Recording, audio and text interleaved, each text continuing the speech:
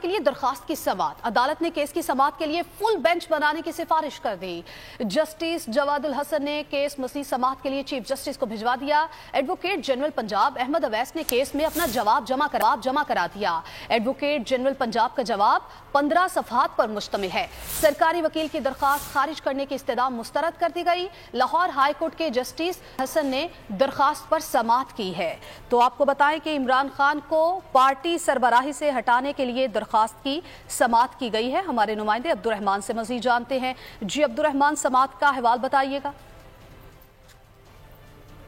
جی بالکل، Lahore high court نے عمران خان کو پارٹی کی سربراہی کی وجہ سے ہٹانے کی درخواست پر فل بینچ بنانے کی سفارش کرتے ہوئے درخواست کی سماعت میں chief justice Lahore high court کو واپس بھجوا دی ہے، جبکہ عدالت نے وفاقی حکومت کے وکیل کی درخواست مسترد کرنے کی پوری استدعا جو ہے وہ بھی مسترد کر دی۔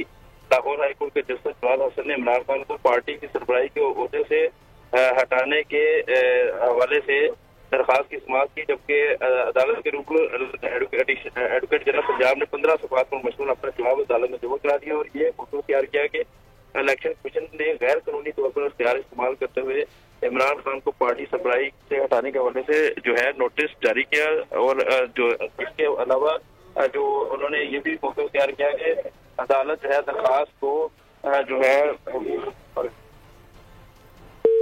ٹھیک ہے عبد الرحمان، آپ کا بہت شکریہ، آپ نے ہمیں اپڈیٹ ہم سوات کے حوالے سے آپ کو اپڈیٹ کر رہے ہیں۔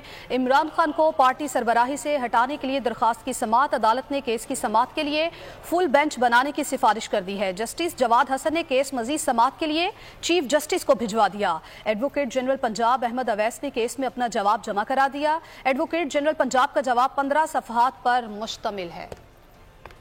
اور ابھی بات کریں گے موسم کے حوالے سے۔ ملکہ کوثر مری میں برفباری شروع ہو گئی ہے۔